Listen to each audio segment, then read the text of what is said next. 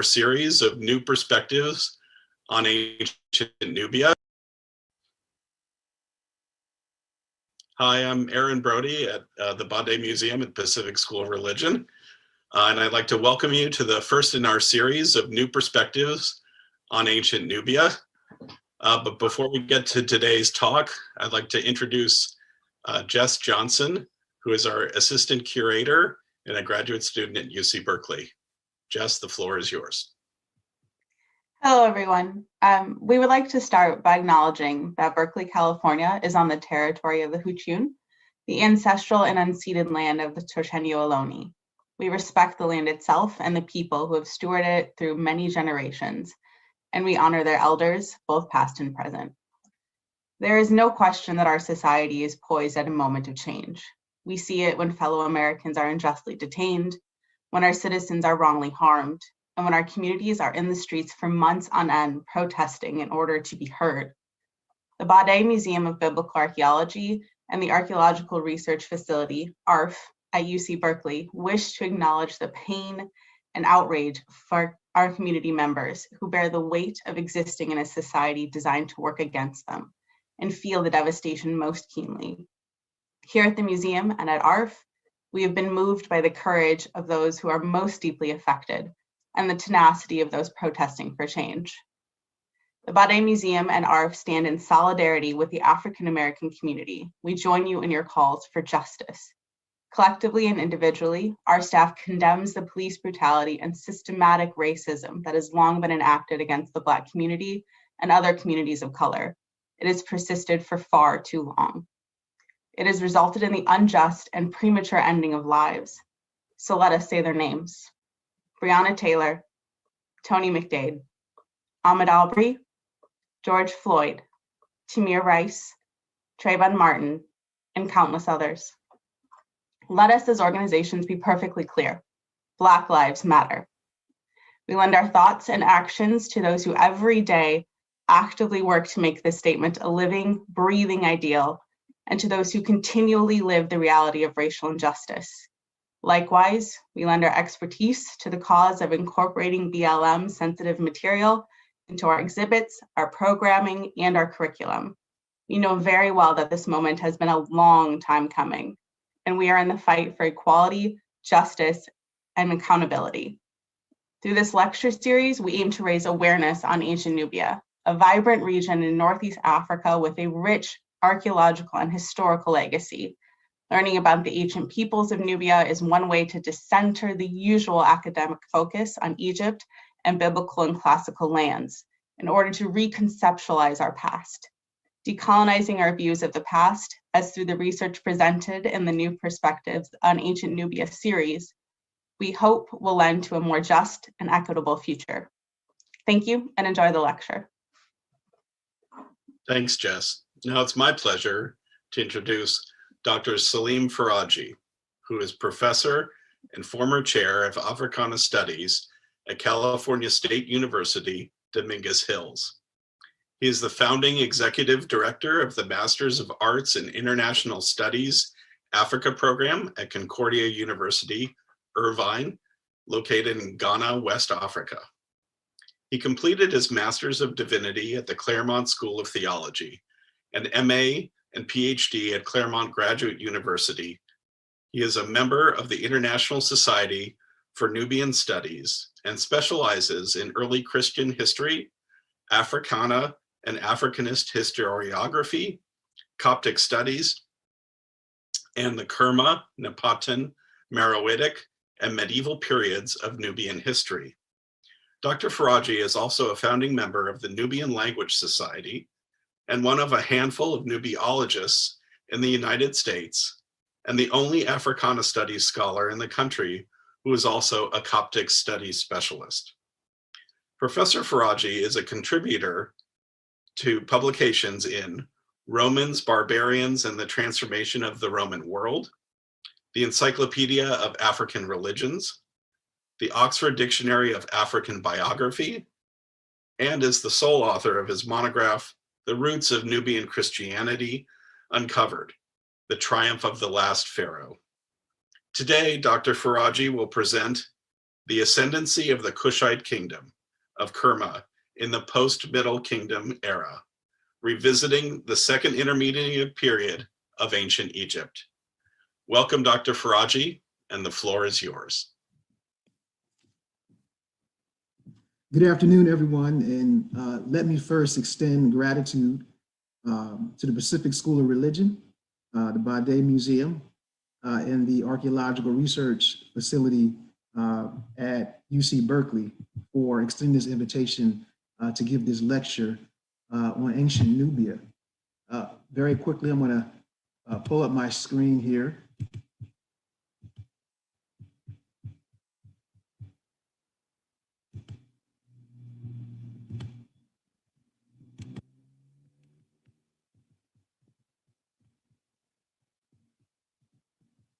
All right.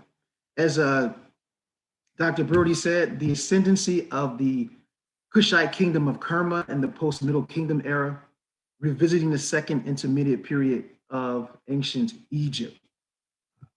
Before we begin, I want to acknowledge the Africana intellectual tradition in the study of Nile Valley civilizations. I also want to thank the organizers of this lecture series for their uncompromising statement in solidarity with Black Lives Matter, in solidarity with the movement of Black lives, in solidarity with the indigenous peoples of what we now call California, and in solidarity with the decolonizing scholarship and research, in particular in Egyptology, Nubiology, and other disciplines.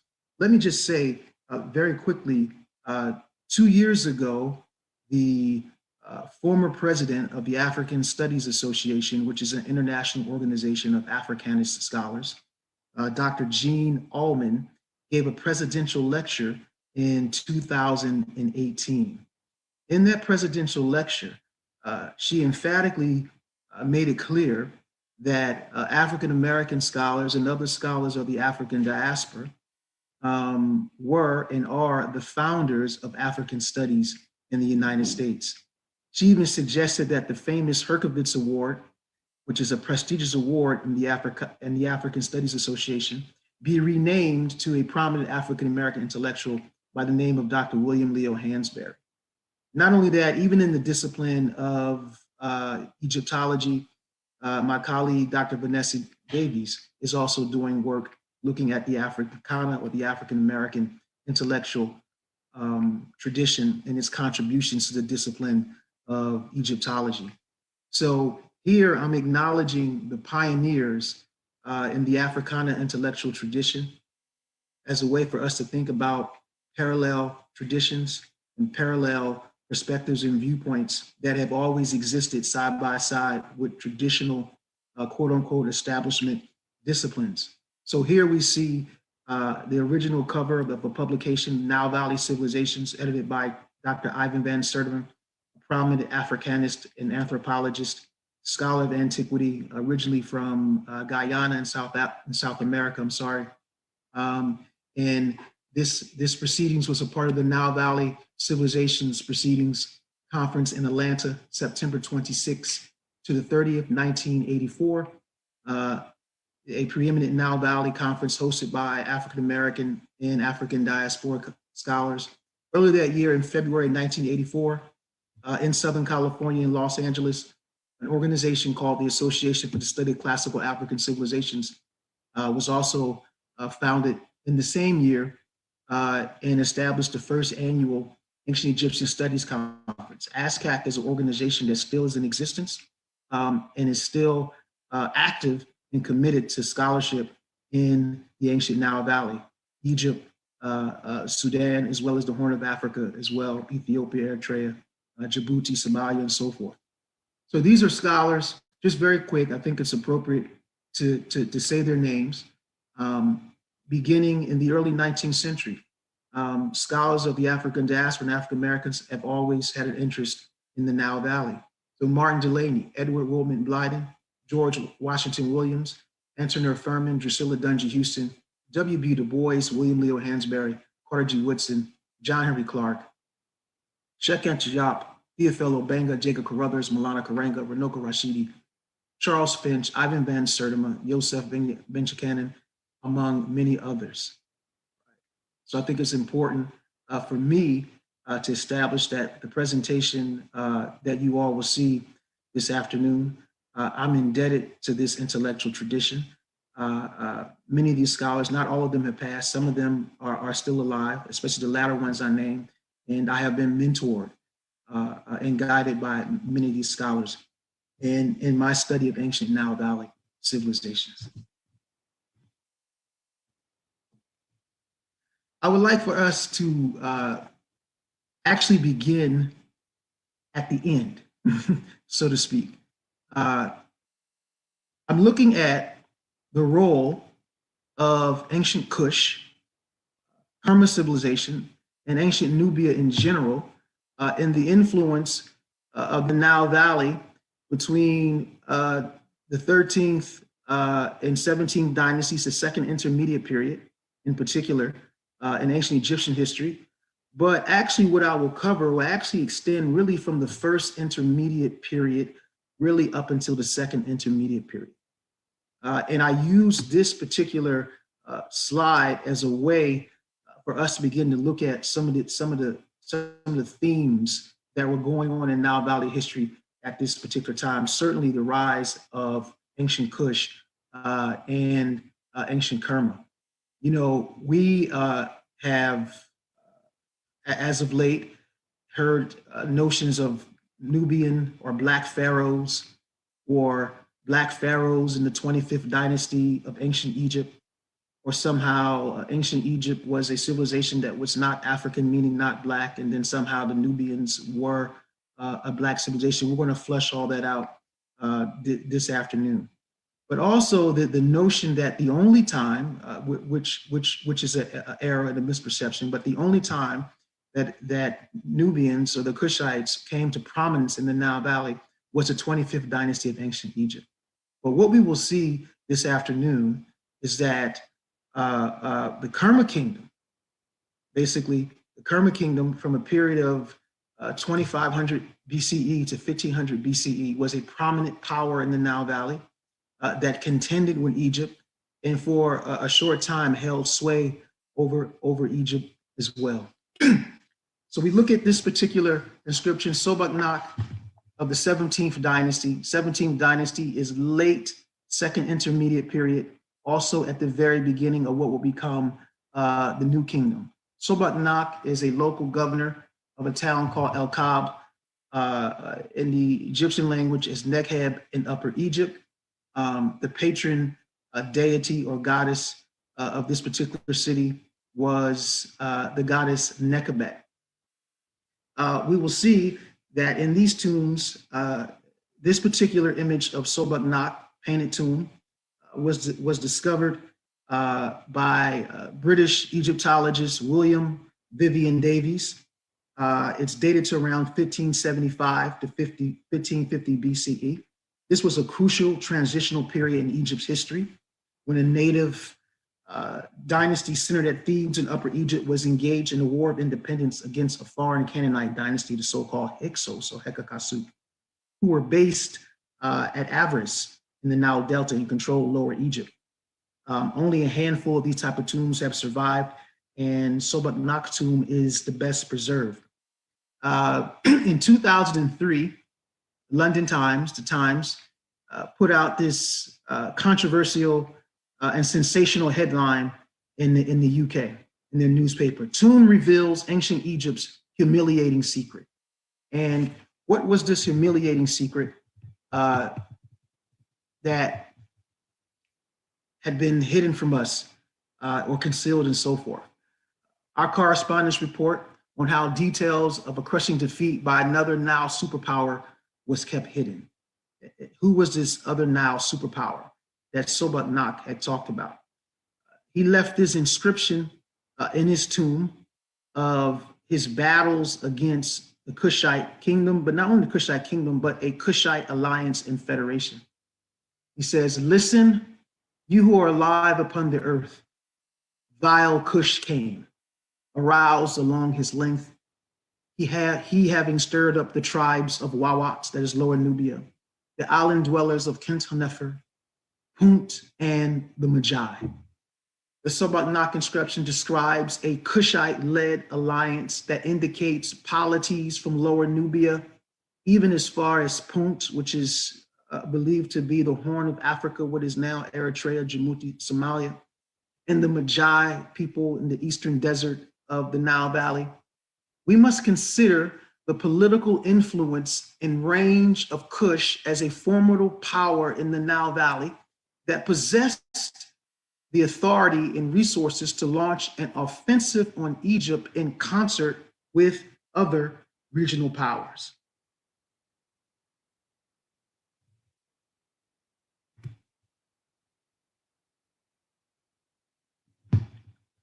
There's a map, of course, to the right of the Nile Valley. Of course, northern Egypt, lower Egypt touching the Mediterranean, upper Egypt to the south, lower Nubia, which borders southern Egypt or upper Egypt, and then, of course, upper Nubia, which is the heart of the Kushite Empire in the region of the fourth and fifth cataracts. I also want to begin with laying out the paradigm and perspective of my approach to the Nile Valley in general, and ancient Kush and Nubia in particular. A Nubiological perspective on ancient Nile Valley history, one that privileges the southern pole of classical Nile Valley civilization and its historic polity, the Kerma kingdom of Kush, contains notions of ancient Egyptian preeminence. Consequently, the traditional periodization of the post-Middle Kingdom era in ancient Egyptian history as a second intermediate period by Egyptologists is not only Egyptocentric, but also a totalizing narrative that discounts the geocultural complexity of the Middle Nile region and the ascendancy of Kushite dominance during the 17th and 16th century BCE. And so two things. One, I'm deconstructing, and we'll talk about that more even a little later.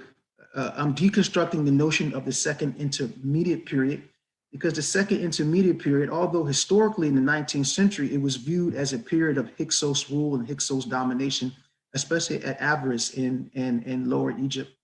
And at some time, it was even called the Hyksos period before it was renamed by scholars in the early 20th century, the second intermediate period. Yet what I'm contending this afternoon is that the terminology second intermediate period actually suppresses, if you will, it makes invisible the prominence of ancient Kush during this particular time. And not only ancient Kush, but as the Sobeknak inscription informs us, there were other prominent players in the Nile Valley, such as C group Nubians, also people often called the Nahesi, as well as the Magi people. And then we also see that they had contacts as far south and east as Punt on the Horn of Africa. So there was a complexity of cultures, although Kush was the prominent and certainly the largest state in the Middle Nile Valley at this particular time. And so what I'm suggesting is that we revisit the second intermediate period by highlighting the prominence of Kush and not using that term to make Kush invisible. I also want us to look at the Nile Valley, of course, not simply around its neighbor to the north, ancient Egypt, but also the Nile Valley complex, which consisted of ancient Egypt, also called Kemet, the indigenous language, ancient Kush or Nubia, and then certainly even the cultures in the Horn of Africa. And so this is a powerful quote put out by the Oriental Institute, the Nubian Expedition, some of the earliest work that was done there in the early 60s by Keith Seeley. And here Dr. Bruce Williams gives us insight to how to approach the Nile Valley and Kush in particular. We see Egypt as the prominent civilization, and then somehow ancient Kush or Nubia is simply a replica, if you will, or an impersonator, or a receiver of traditions from ancient Egypt. But actually, we have two poles. We have the northern pole centered in Egypt and then the southern pole. As with the A group before the Kushite, as with the A group before, the Kushites held the geographical pivot of northeastern Africa. They mixed ideas and materials from the north, Egypt, the east, Pangrave and Magi, in the south to the west, Sudanese Saharan traditions. Since no one could pass by them, they mediated contacts among these groups. At the same time, the A group Kushites tradition remained a major center of lower Nile Valley civilization, having a common origin with Egypt in Nakata 1, Nakata 2. These are pre-dynastic Upper Egyptian polities. The southern group remained more true than Egypt to the archaic heritage that was passed to its descendants at Napata and Merowe. And though modified by continuing contacts with Egypt, was revived in dramatic form by the Nubides in the final pharaonic cemeteries of Kushite and Balana. So here we see that ancient Kush represented the southern pole of Nile Valley civilization. And not only that, it represented a tradition that maintained archaic Nile Valley traditions, not archaic ancient Egyptian traditions, but archaic Nile Valley traditions and practices, which would be manifested differently in Egypt as well as in Nubia. This is why it is actually more appropriate to talk about the Nile Valley as opposed to a lopsided asymmetrical analysis that holds Egypt as preeminent and then Kush as simply a secondary backwater. This perspective allows the two to be what they were, rivals, contenders, and even at other times, partners and so forth. Not only that, we also see a continuity from the A group kingdom of Kushite in Lower Nubia, all the way to the A group of the Balana kingdom of the Nubides in the 6th century AD. We have this unbroken continuity from 3200 BCE all the way into the 6th century AD.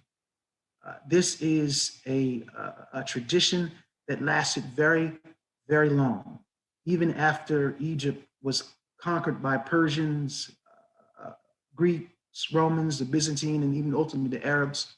Kush continued to be an independent power in the Nile Valley, and certainly this begins at an early date with A group as well as Kerma Kush, as we will see. Not only that, not only is Kush the southern power or southern empire of the Nile Valley, but it is also a Sudanic Sahelian kingdom. The ancient Kushite culture emerged from with McDonald labels as a trans-Saharan pastoral techno-complex dating between 3800 and 1000 BC. It is known within the domain of Nubian studies that ancient Kerma and its northern counterpart, C group Nubia, existed in the Middle Nile region from approximately 2500 to 1500 BCE and was contemporary with the old and middle kingdoms of ancient Nubia. Yet equally significant, the ancient kingdom of Kerma was also a part of a Sudanic Sahelian tradition that extended from the Sudan to Mauritania in West Africa. One of the hallmarks of this expansive cultural complex was the construction of earthen mounds that served as both ritual centers and royal tombs. These mound tumuli ranged in date from 4000 BCE to 500 CE and have been discovered in the regions of what are now Chad, Mali, Niger, southern Algeria, Mauritania, and Ghana. Ancient Kush certainly was a Nile Valley civilization, but it was also part of the Sahel zone, the Savannah zone that stretches from Ethiopia into Sudan, all the way into Senegal, Mauritania, Gambia, Mali, and so forth. And we know this because of the certain cultural complex that they shared. Here I mentioned the tumuli that were built at Kerma, as well as tumuli being built in Niger, Mali, and as far west as Senegal. But they also shared a ceramic tradition in common as well. So here we see a map highlighting the Sahel zone. Of course, to the right, we see the Nile Valley. And then as we move toward the left, we move west across Chad, Niger, where you see those spiral circles. Those are places where wavy line pottery or wavy line pottery, ceramics were discovered in the Sudanic and Sahara belt. So archaeologically, we have at least two traditions, an architectural tradition of tumuli building and a ceramic tradition of this wavy line pottery that spread across the Sahel zone from the Sudan all the way into West Africa, substantiating that Kush was also a part of the Saharan and Savannah traditions. The ceramics that were recovered from these sites, they characterize wavy line and dotted wavy line decoration, which form the cornerstone of Mesolithic and Neolithic components along the Central Nile across the Sahara and Sahel belt. Not only that, they formed a model for cultural uniformity for the Nilo-Saharan Sahel belt, and they range from the 8th millennium BCE to the 4th millennium BCE. In the Sudan, some of the major sites of their discovery was at Khartoum Hospital, also known as Early Khartoum, Shaihanab, and El Kos. The wavy line and dotted wavy line motifs are widespread in space and time. They cover an area from the Red Sea to Mauritania and from the Eastern Sahara to the Savannah in West Africa. Of course, they date again from the 8th millennium to the 4th millennium BCE, covering a span of 5,300 kilometers east to west and 1,500 kilometers north to south. Again, an area that covers from Senegal to the Red Sea.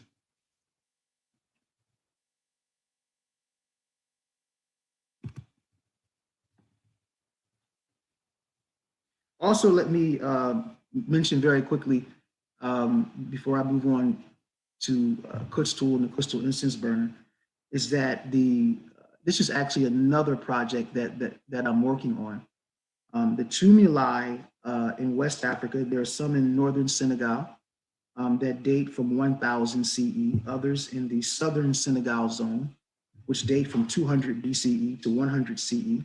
There's some in the Gorma region of Mali, which date from 900 BCE to 540 BCE, and probably one of the most famous El Walaji tumuli, which is 11th century Mali, which dates during that same period and so forth.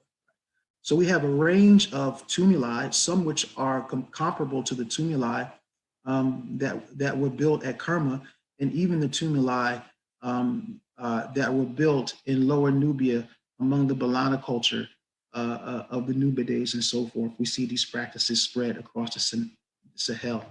This gives us a different perspective on how we should understand the founding of both Kushite states as well as Egyptian, the Sahel and Savannah perspective. For instance, Dr. Christopher Eric, he says the crucial early innovative areas in the continent lay in the Sudan belt in West Africa. Even with the Niger political history, Egypt's first large state, the Old Kingdom, took shape not at the center, but at one edge of a wider nexus of early complexity that included Saharan pastoralists, Nubian town dwellers, and of course, the Kutztool state. And yet, as undiscovered small states further south in Nubia as well. The major technological turning points of early African history, from the invention of ceramics to the invention of ironworking, did not originate in Egypt, but spread there from other areas, end quote.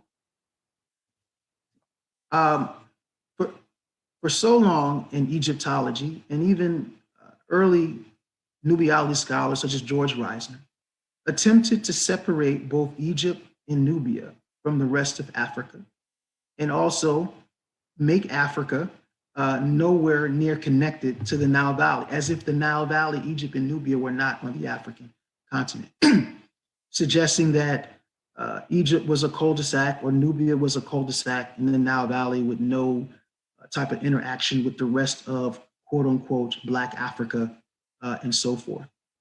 Yet what we see, Dr. Eric makes clear, the ceramic production across the Sahel makes clear, the tumuli production across the Sahel makes clear that the Nile Valley civilizations of both Kush and Egypt did not emerge in a vacuum and did not emerge disconnected from the rest of the African continent.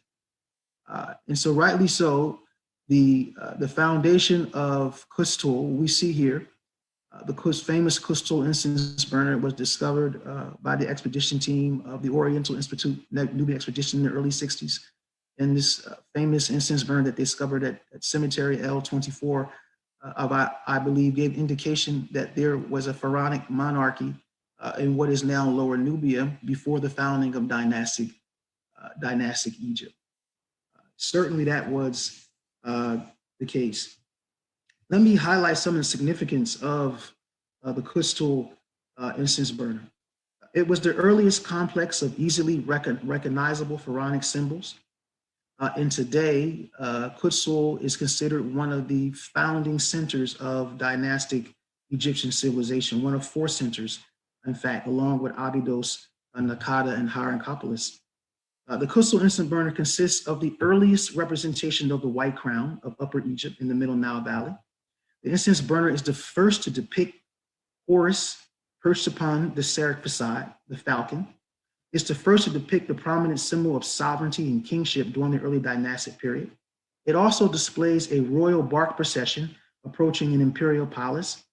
And it also is the first to assemble all of these unique pharaonic symbols together on one particular object as we see here. So and of course, this is a well-known discovery, and when it was first made and released in the early 60s, and then even in the 80s when it was published in prominent archaeology magazines, it caused a lot of controversy because the idea was that, okay, these scholars are arguing that the Egyptian pharaonic civilization did not begin in Egypt, but it began in ancient Nubia. And actually, that was the incorrect way to understand it. What it was really showing us is that Nile Valley civilization and dynastic state formation was indispensably connected, right, to what we now call Lower Nubia and ancient Kush, right? And so the Kustul incense burner reveals that to us. And then not only that, Kustul, as well as the other Upper Egyptian and Kushite states, cannot be considered independent of East Central Africa, the Great Lakes region, or what I've been emphasizing so far in this presentation, the Sahel and the Saharan belt as well, gave birth to what we would see at Kustul in both Kush as well as Upper Egypt.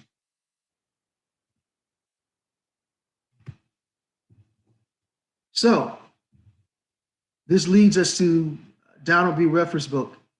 I think it's been out maybe 10 years or more now. From Slave to Pharaoh, the Black Experience of Ancient Egypt, right?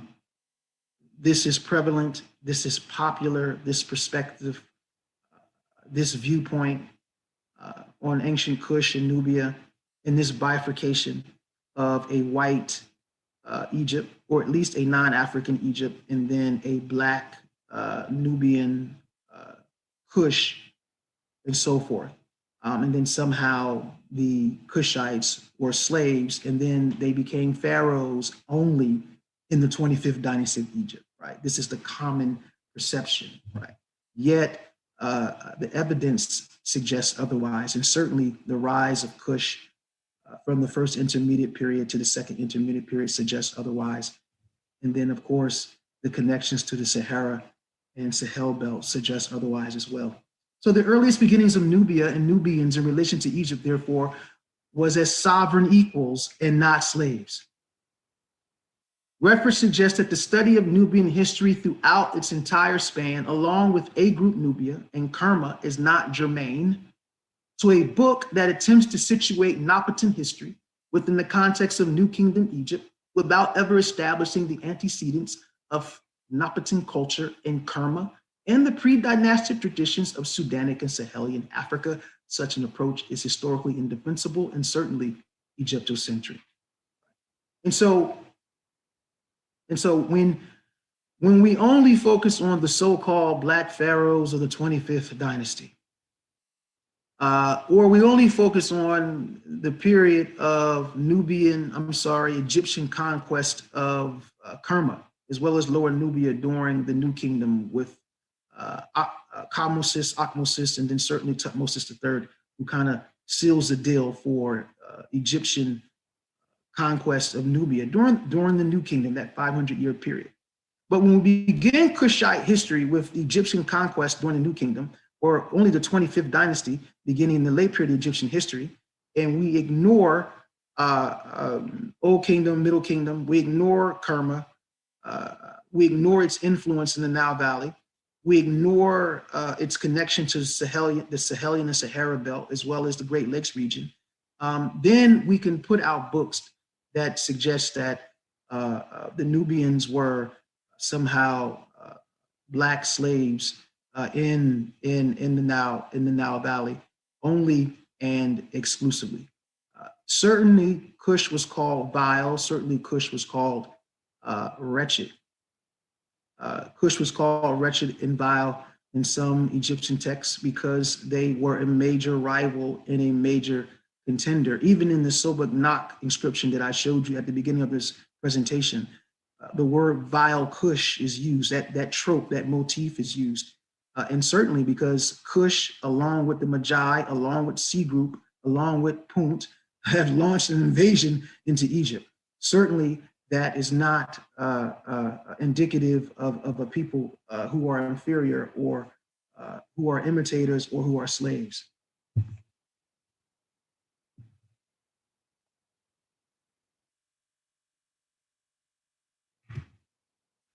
All right.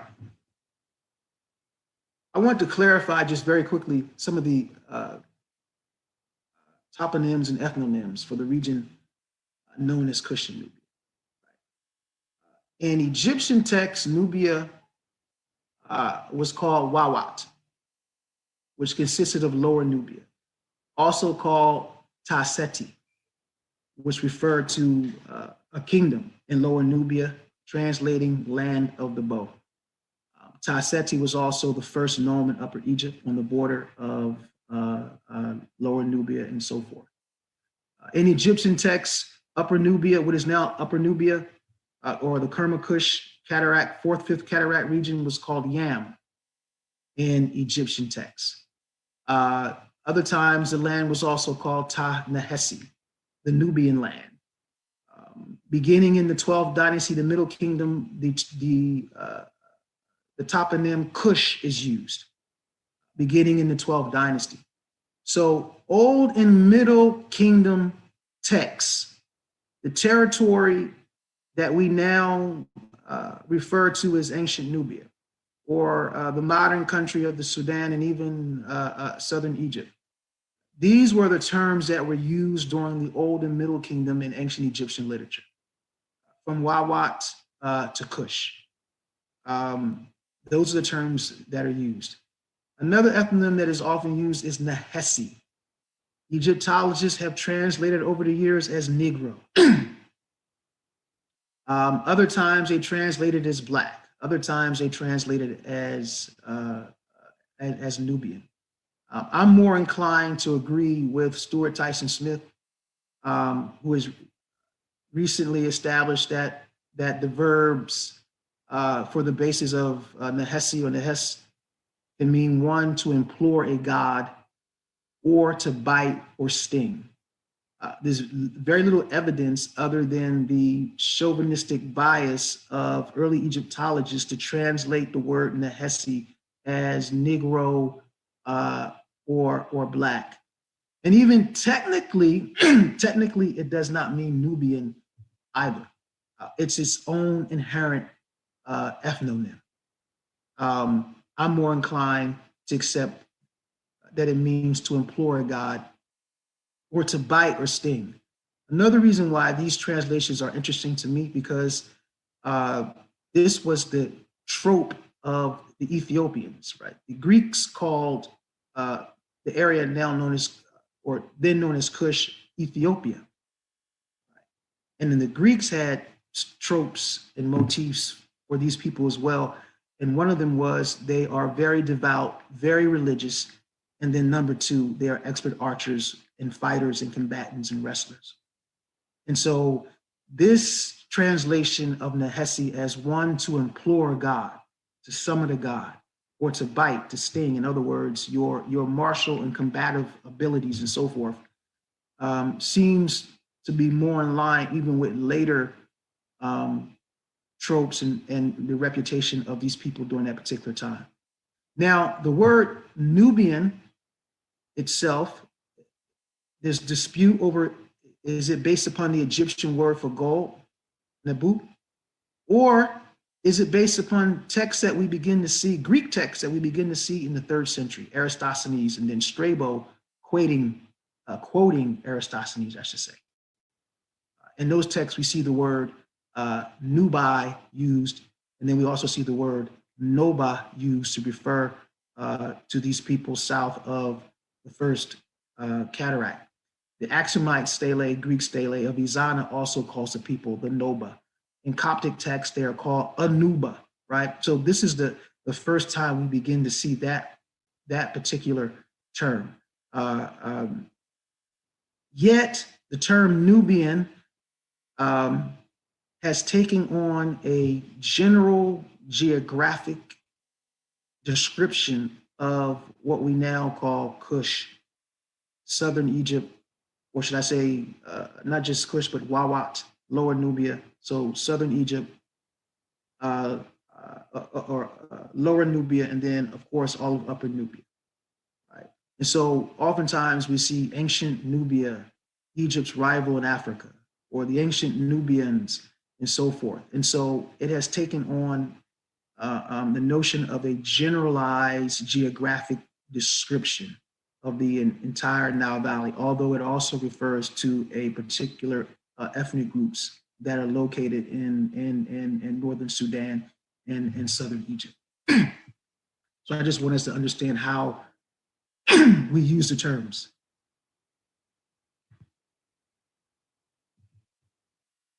I'm going to talk a little bit about Kerma.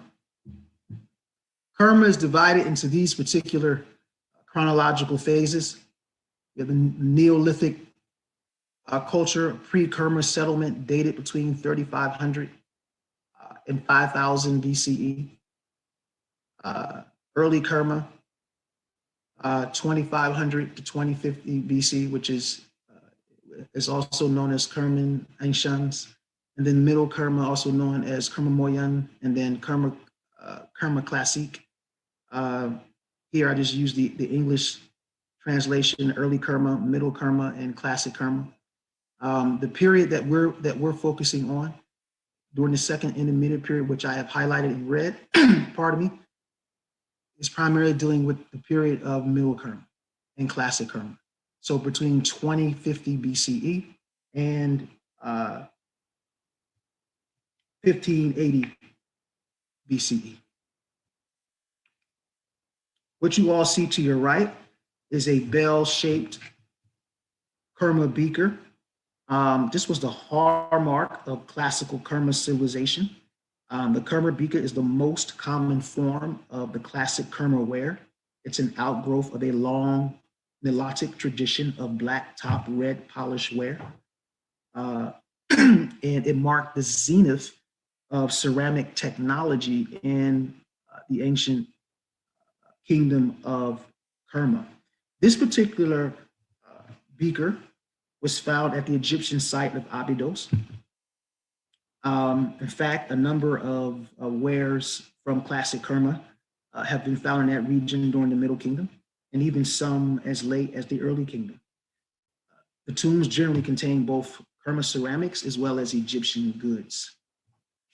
The fact that this particular ceramic was found in Abydos in Upper Egypt shows the level of interaction and communication, as well as trade and the movement of people at this particular time.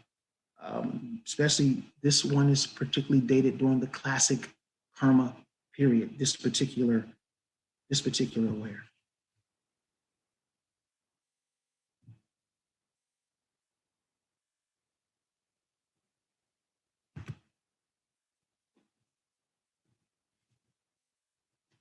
Of course, we have to refer to the ancient city of Kerma.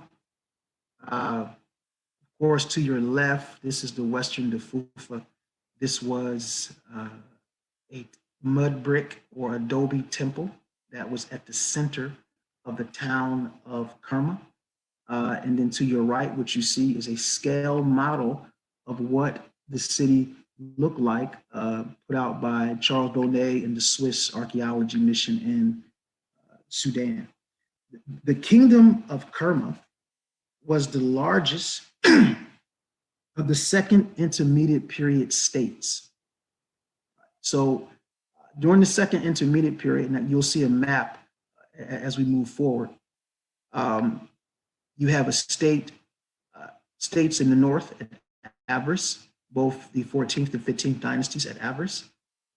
Then you have Upper Egyptian dynasties, the Thebans, 16th, 17th dynasties in particular. And then you have, of course, polities in northern Nubia, the Magi, as well as C group and so forth. And then Kerma Kush. The largest of these states, the largest of these polities at this time in the Nile Valley was the kingdom of Kerma. At its peak, it stretched from the first to the fifth cataract, covering over 1,000 kilometers.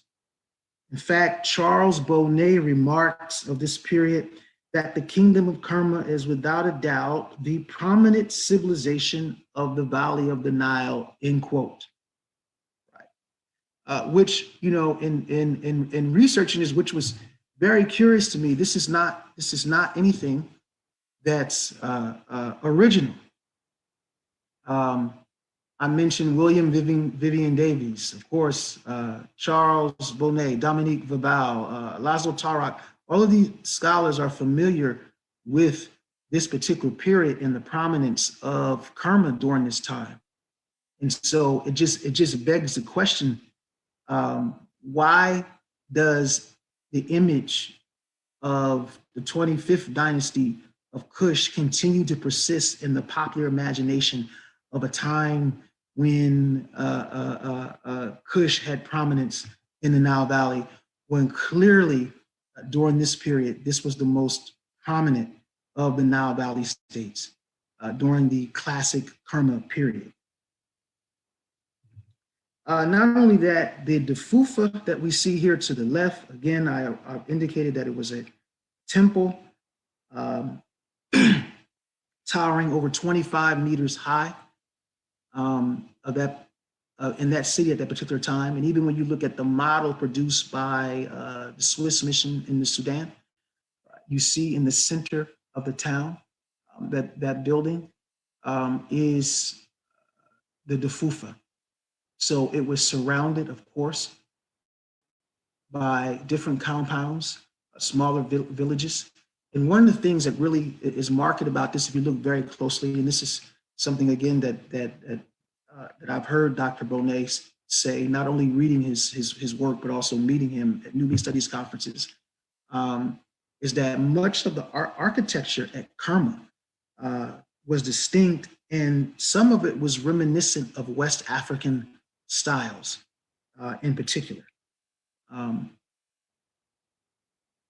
Some of the hut buildings, as well as the circular structures with conical thatch roofs, 3-column structures holding it up, are reminiscent of structures seen in Cameroon and Nigeria and other places in West Africa.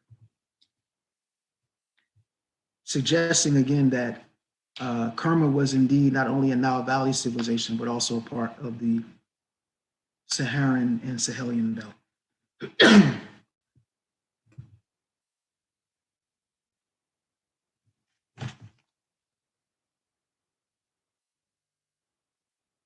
In the biography of Uni Harkuf expeditions, there is mention of Nubian nations and Nubian ethnicities. And both of these texts, they mention a federation of various Nubians. In the biography of Uni, he mentions the Urjet Nubians, the Magi Nubians, Yam Nubians, Wawat Nubians, and the Kau Nubians. We also, technically, if we follow the Old Kingdom text, it also could be the Urjet, Nehesi, the Magi, Nehesi, the Yam, Nehesi, Wawat, Nehesi, Kau, Nehesi, and so forth. In the Harkuf expedition, the same. A confederation of Nubians are mentioned. So what you all see to the right is an image of Nubian soldiers dated to the Middle Kingdom, 11th dynasty, found in the area of Asut. And then the image to the right at the bottom is a stele of a Nubian soldier called Nenu. After the collapse of the Old Kingdom and during the civil war between the Thebans and the Heracleopolitans during the first intermediate period, Wawat Nubian soldiers figured prominently in the military of both factions. The Ghibelline Nubian mercenaries fought on the side of Heracleopolis, but Nubian warriors also fought on the side of the Theban armies, and they were greatly utilized and deployed by both Pharaoh Intef II as well as Mentuhotep II. The stele of Nenu, again, this is the one on the bottom right, is another stele from the area called Ghibelline, which was an area where it was a contingency of Nubian mercenaries who had fought during the first intermediate period civil wars. This particular stele provides the life of a Nubian soldier during the early 11th dynasty. The stele presents the archer Nenu and his Egyptian wife, Sekator. The scene also highlights Nenu's son, daughter, and servant, along with hunting dogs. Nenu wears Nubian attire, as well as his son, daughter, and servant. His wife is depicted wearing a white Egyptian dress. Nenu's stele demonstrates the extent to which Nubian soldiers integrated into Egyptian society, intermarried with Egyptian women. In fact, intermarriage was common between Egyptians and Nubians, and such families represented the bicultural and interethnic relationships that contributed to shaping the culture of Upper Egypt and Lower Nubia during the first intermediate period and the Middle Kingdom. Nenu represents a distinct Egypto-Nubian culture in Egypt and Lower Nubia that was pervasive in shaping the political life of both the first intermediate period up until the rule of Kush during the second intermediate period. The culture was forged by, again, C group, Magi, Kerma, Nehesi, people that inhabited those regions. And so the Nubian soldiers were very prominent. In fact, during the Middle Kingdom, the Egyptian military adopted Nubian military attire. And even the hieroglyphic sign for soldier or army takes its iconography from a Nubian warrior representing a kneeling man with a bow and an arrow and feather on his head. In fact, Egyptian soldiers of the Middle Kingdom adapted the warrior uniform and regalia of Nubian warriors, thus appropriating Nubian martial culture and combat.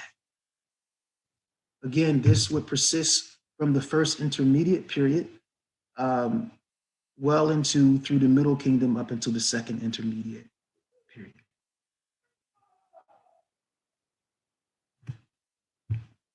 The Egypto-Nubian pharaohs, the 11th and 12th dynasty, we have Montuhotep II, Nebhet-Patra, and then Amenhotep I.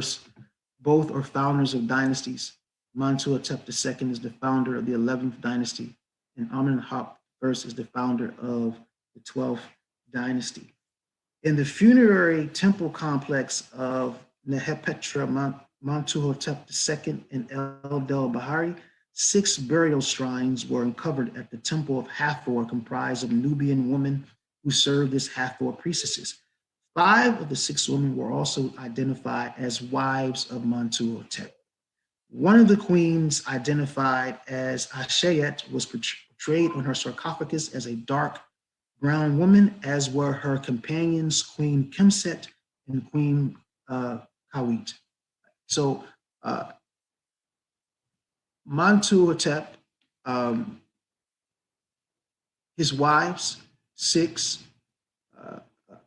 these women were Nubian women. Not only were they Nubian women, but they were also priestess of Hathor, and were buried in his royal complex alongside with him.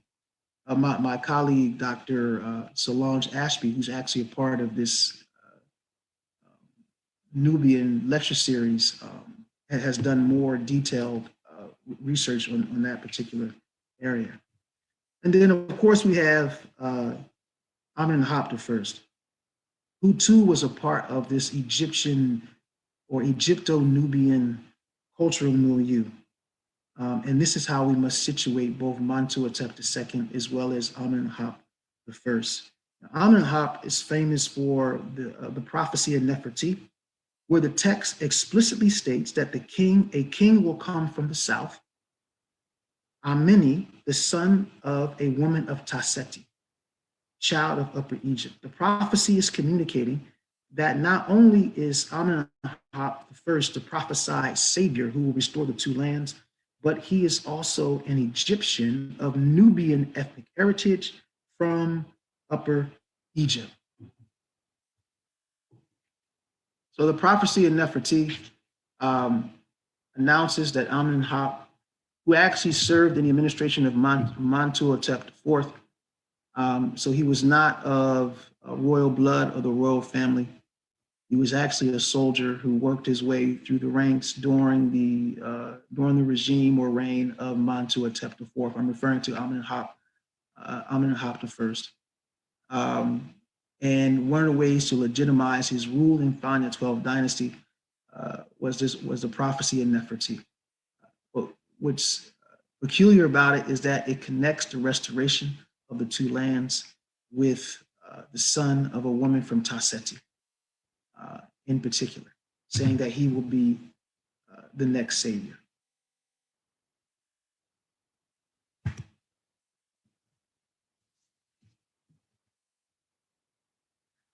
Now, of course, we also have to deal with the fortresses that were built in Lower Nubia, beginning with Amenhotep I, his successor, Senwerset I, and then Senwerset III, would build all the major fortresses in Lower Nubia. Now, there's discussion about why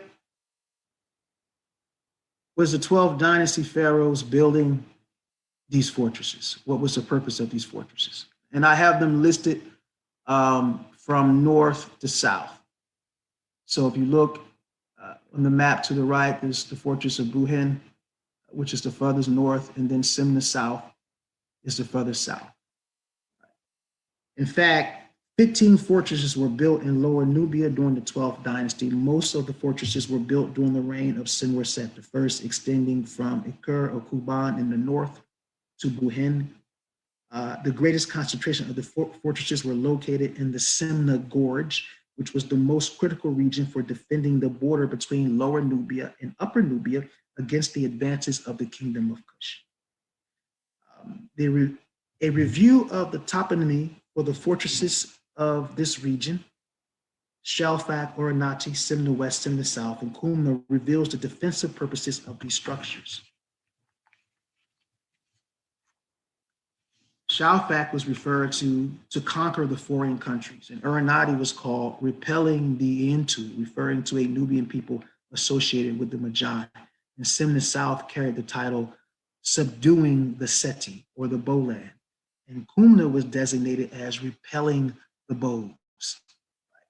And so oftentimes the fortress building of the 12th dynasty is interpreted as an act of colonization, an act of subduing Lower Nubia. What I suggest is that the primary purpose was defensive, to secure the southern frontier against Kerma.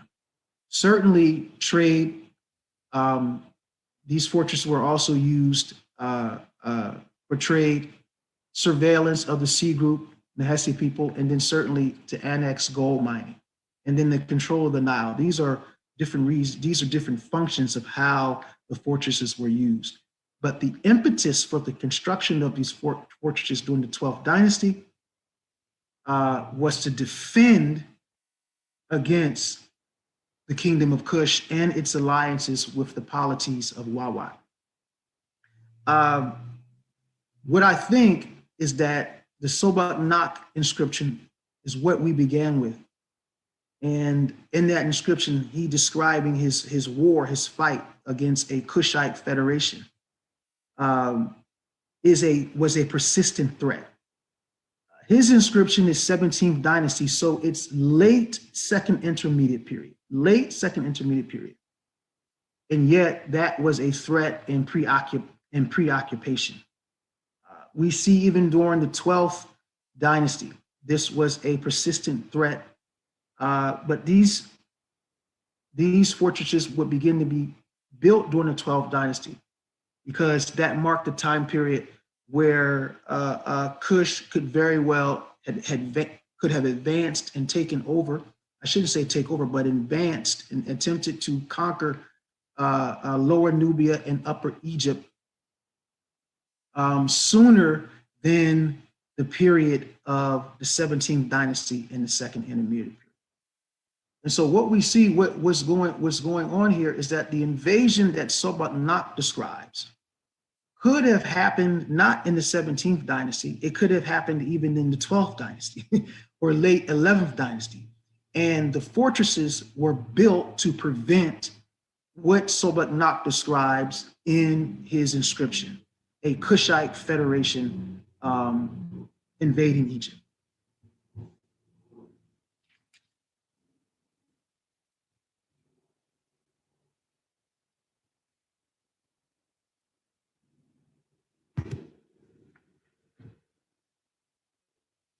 And Reiholt's work, the political situation in Egypt during the second intermediate period, 13th dynasty,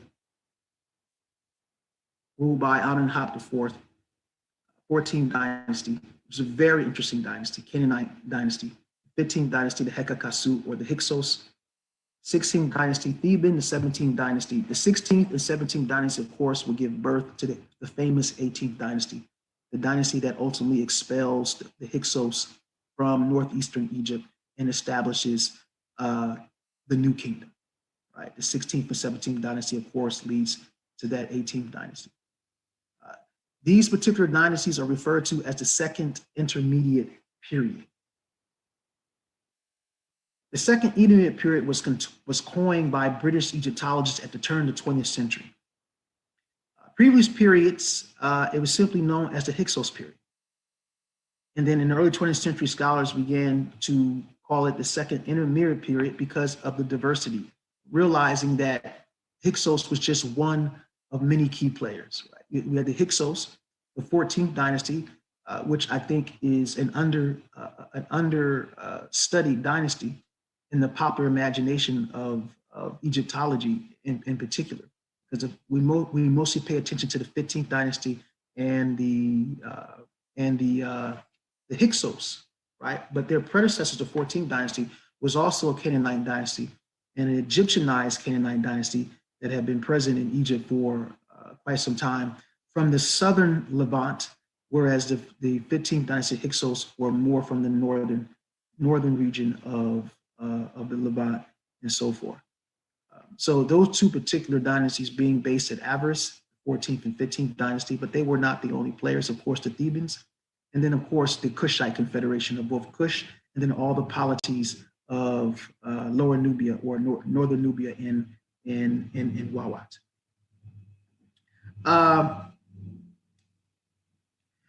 We know about the 14th, 15th dynasties because of scarab seal impressions. They were of particular importance for the study of the second intermediate period. The production and use of royal scarab seals or impressions flourished under the 13th dynasty, and then they were adopted by the rulers in the 14th and 15th dynasty at Avaris. The study of the scarab typology became the primary means for establishing the chronological order of the Avaris kings in particular.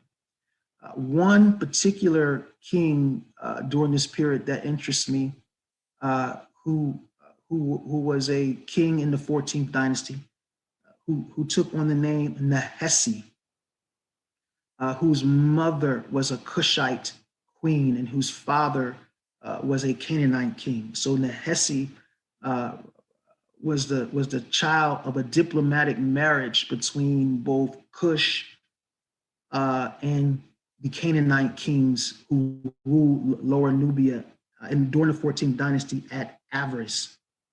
The second intermediate period, this particular king also erected monuments at Avaris as well. The direct, intense relation between the kingdom of Avaris and the rulers of Kush. So one of the things we see going on during the second intermediate period is that there is a diplomatic alliance between the kingdom of Kush and both the 14th dynasty, the Canaanite dynasty, as well as the 15th dynasty, the Hyksos. There is a diplomatic arrangement. In other words, they are working together, especially for trade and commerce. I would imagine so because the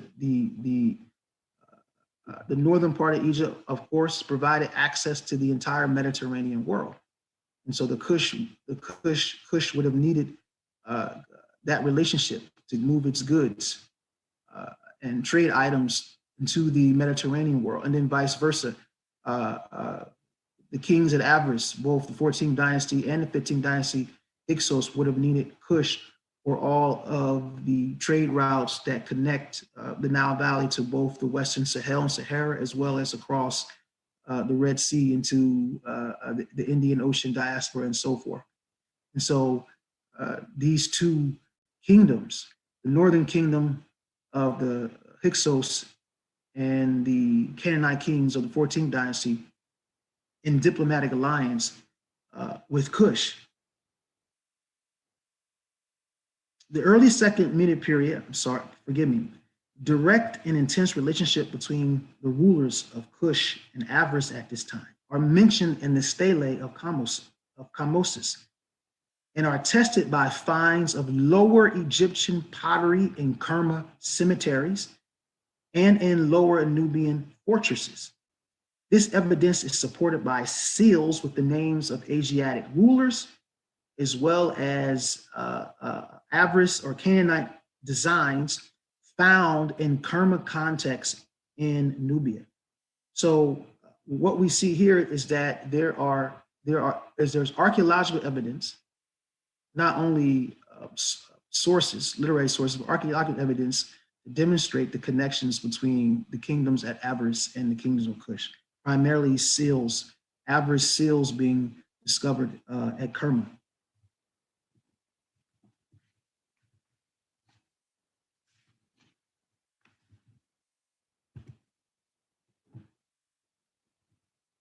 So this is a map of the Nile Valley during the second intermediate period. Again, we see, even on this map, it has the 15th dynasty Hyksos. It completely does not mention the 14th dynasty of Canaanites. It mentions the 16th dynasty, the Theban dynasty, and then you see the kingdom of Kush to the south, right? These were the major polities and states during the second intermediate period. And of course, Kush was the largest of the second intermediate states, and certainly the most influential and powerful at the time. The image to the right is simply an image of the expulsion of the Hyksos because of the war that Kamoses would fight, and then certainly his successors, Ahmosis as well, in the founding of the 18th dynasty, ultimately pushes the 15th dynasty Hyksos out of the Nile Valley. Moses III would come in and say, well, we have to deal with Kush too. It's not enough to control Lower Nubia. We see the power of this state. So Moses III extends Egyptian influence for the first time in Nile Valley history. Egypt extends its political influence and power and reign as far south as the 4th and 5th Cataracts regions. This occurs under Tutmosis III during the New Kingdom.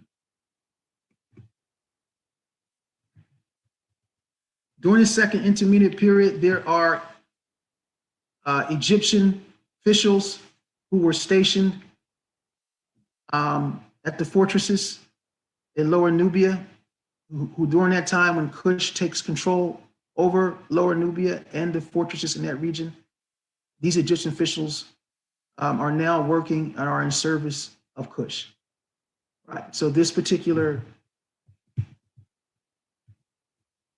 stele of the official Ka during the Kerma Classic or Classic Kerma period, 17th dynasty, he says, I was a valiant servant of the ruler, or Heka of Kush. I washed my feet in the waters of Kush. In the following of the ruler of Nejeh, I returned safe and sound in my family too. So here we have an example of an Egyptian official who's saying he is now working in service of the Kushite king during this particular time.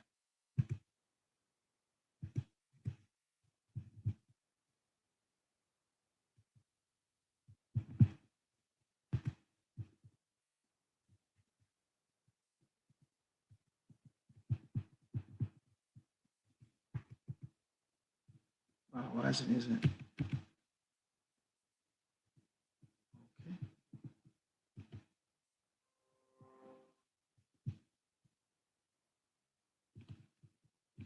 I'm just having a problem with for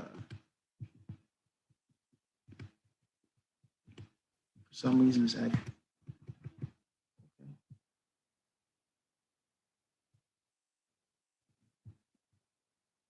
I have just 2 more slides, and it's not moving forward. I don't know why. Let me try this again. Would you like to wrap up just without use of the slides, and then we can move on to questions? Yeah, I mean, That's very strange. that is strange. Let me just, I'm going to try one more time.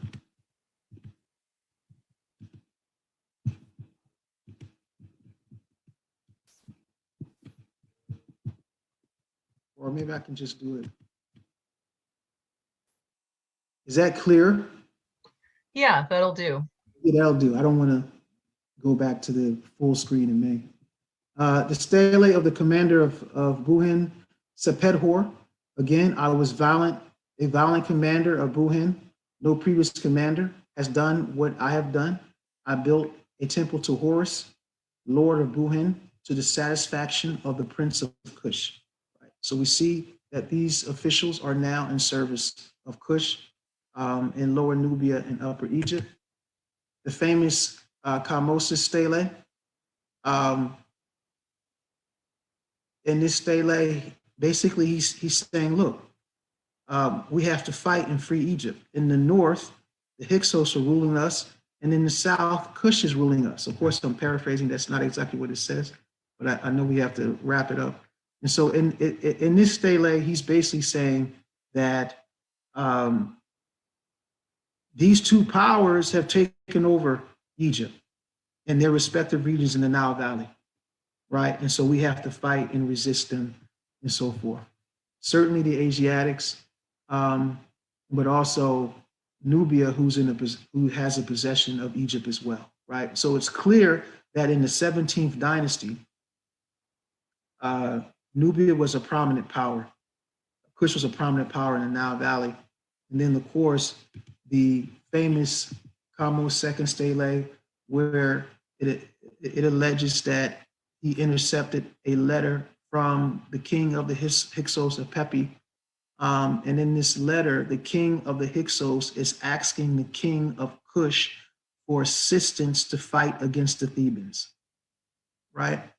And so what we have here, again, is an example of Hyksos and Kushite collaboration to maintain power in this particular letter.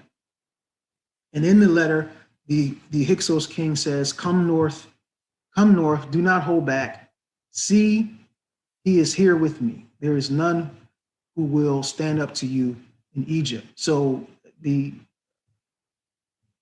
this representation is suggesting that Kush is formidable because the king of the Hyksos is saying that no one in Egypt can stand up to you. So come help us, assist us. I will not give him way out until you arrive. Then we shall divide the towns of Egypt, and Kent-Hanefer shall be enjoyed. Thank you.